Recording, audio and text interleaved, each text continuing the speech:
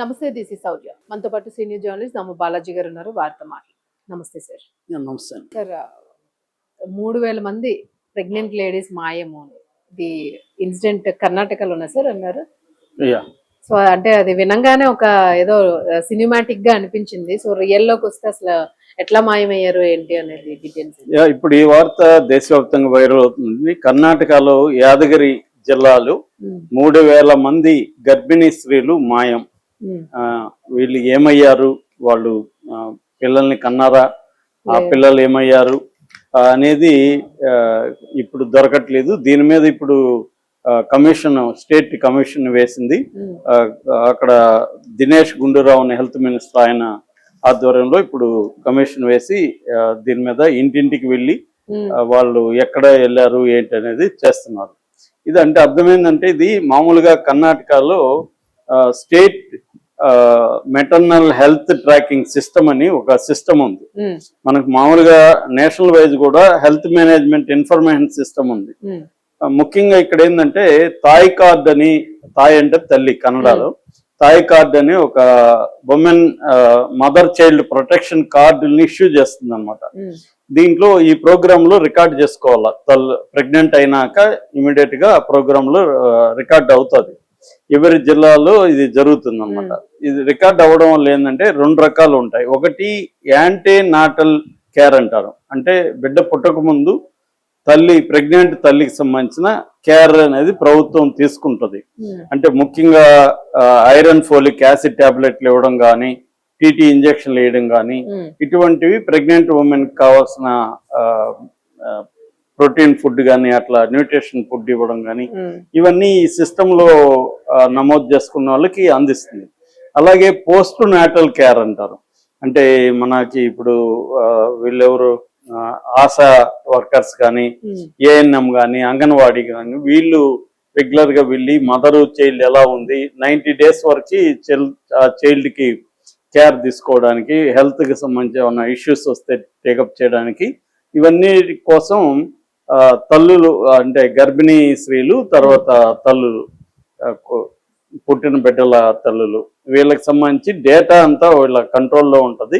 వాళ్ళని 90 రోజుల వరకు పుట్టక ముందు కూడా ఇవన్నీ చూసుకోవడానికి పెట్టిన ప్రోగ్రామే ఇదనమాట. ఈ ప్రోగ్రాం కింద ఈ జిల్లాలో 31,435 మంది రిజిస్టర్ చేసుకున్నారు. ఇందులో 26,586 మంది సజీవమైన శిశువులకి జన్మనిచ్చారు. 188 మంది పిల్లలు చనిపోయారు పుట్టగానే, ఇన్ఫాంట్ డెత్. తర్వాత 2,007 మంది 207 మంది డెలివరీ పెండింగ్ ఉంది. 1,329 మంది అబార్షన్ గానీ మిస్క్యారేజ్ గానీ జరిగింది. ఇక మిగిలింది 3,127 మంది. వీళ్ళు ఆచూకీ తెలియట్లేదు.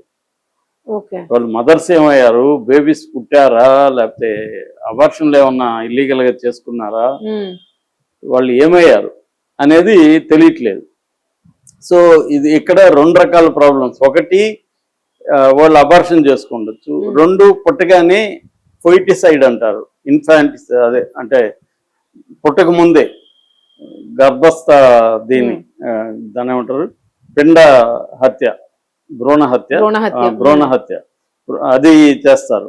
దాన్ని ఫొయిటిసైడ్ అంటారు. ఇన్ఫాంటిసైడ్ పుట్టగానే చంపేయడం, మనకి అదే తమిళనాడు వడ్లగింజ చేసి చంపేస్తూ ఉంటారు, అలాగే చేయడం. సో అట్లా ఏమన్నా జరిగిందా అనేది ఒక యాంగిల్. రెండో యాంగిల్, రిజిస్ట్రేషన్ రికార్డుల కోసం టార్గెట్లు ఇస్తారు కదా వీళ్ళకి, ఎంతమంది, దానివల్ల వీళ్ళు ఏమన్నా ఎక్కువ మందిని ఊరికేనే లేకుండానే రాసేసారా, అది కూడా జరిగే అవకాశం ఉంది. సో అందుకని కమిషన్ అయితే వేశారు. ఇప్పుడు ఈ కమిషన్ వెళ్ళి ఈ అడ్రస్లు తీసుకొని ఇంటింటికి వెళ్ళి అసలు ఆ అడ్రస్ లో ఆ ప్రెగ్నెంట్ ఉమెన్ ఉందా, మనిషి ఉన్నారా లేదా, వీళ్ళు కావాలని రాశారా, ఒకవేళ ఉంటే ప్రెగ్నెన్సీ ఏమైంది, అంటే బిడ్డ పుట్టిందా లేకపోతే చంపేశారా లేకపోతే ఏమైంది, ఈ వివరాలన్నీ ఇప్పుడు కలెక్ట్ చేసే పనులు పడింది. ఇది ఒక పెద్ద పని. 3,127 మంది చేయాలి ఇళ్ళకి పోయి. అది చేయకపోతే ఏమవుతుందంటే, ఎక్కడ ప్రాబ్లమ్స్ ఉన్నాయో ఐడెంటిఫై చేయకపోతే దీన్ని ఎట్లా, ఫర్ ఎగ్జాంపుల్ ఇన్ఫాంటిసైడ్ ఫొయిటిసైడ్ జరుగుతుంటే దాన్ని ఎలా ఆపాలనేది గవర్నమెంట్ తీసుకోవాలి కదా. సో అందుకని రెండోది ఇల్లీగల్ అబార్షన్స్ కూడా ఎక్కువైనాయి. అవును ఆ మధ్య కూడా ఇల్లీగల్ అబార్షన్ లో చనిపోయింది చూసాం మనం. అవును చాలా జరుగుతున్నాయి కాబట్టి గవర్నమెంట్ ఇప్పుడు ట్రేసింగ్ కార్యక్రమంలో పడింది అనమాట. రెండోది ఏమంటే యాదగిరి జిల్లా అనేది one of the most backward districts in the country. మామూలుగా 1,30,00,000 మంది పాపులేషన్ ఉన్నారు ఈ జిల్లాలో. ఫిమేల్ లిటరసీ రేట్ చాలా దారుణంగా ఉంది, 40% కూడా లేదు అక్కడ. రెండోది ఏంటంటే సెక్స్ రేషియో 1000 మంది మగవాళ్ళకి 989 మాత్రమే ఉమెన్ ఉన్నారు. స్కార్సిటీ ఉందన్నమాట అక్కడ. సో అట్లాగే mortality rate, maternal mortality rate అంటారు, అంటే బిడ్డ పుట్టినాక మదర్ చనిపోవడం, అది 1,00,000 మంది లైవ్ బర్త్ కి 63 మంది చనిపోతున్నారు. అది కొంత అయితే తగ్గింది లాస్ట్ కి ఇప్పటికి, అంటే 29కి 22కి అది 63 నుంచి 58కి తగ్గింది, కానీ ఓవరాల్ గా అయితే ఇదనమాట. సో అందుకని ఇప్పుడు ఈ మధ్య ఏంటంటే అల్ట్రాసౌండ్ ఇవి ఎక్కువ పెట్టేసుకొని ముందుగానే బాయ్ గర్ల్ అనేది కనుక్కొని గర్ల్ అయితే చంపేయడం అనేది ఈ వెనకబడిన జిల్లాల్లో ఎక్కువ ఉంది. కర్ణాటకలో కూడా ఈ యాదగిరి జిల్లాలో ఈ కల్చర్ బాగా పెరిగిందని చెప్తున్నారు.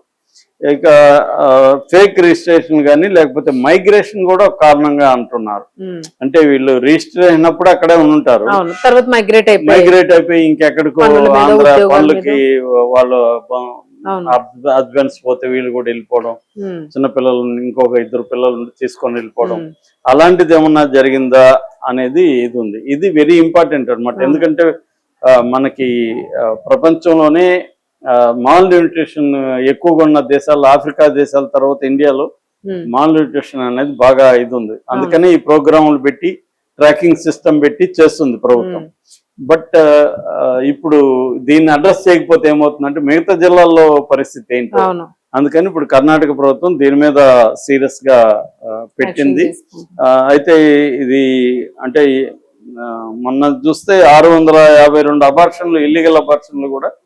ఇది ఎలా బయటకు వచ్చిందంటే అసలు ఈ స్కామ్ అంతా కన్నడ ప్రభ బయట పెట్టింది ఫస్ట్ లో. అక్కడ లోకల్ రిపోర్టరు ఆ జిల్లాలో 652 ఇల్లీగల్ అబార్షన్లు జరిగాయని ఒక ఇన్వెస్టిగేటివ్ రిపోర్టు కన్నడ ప్రభలో వచ్చింది.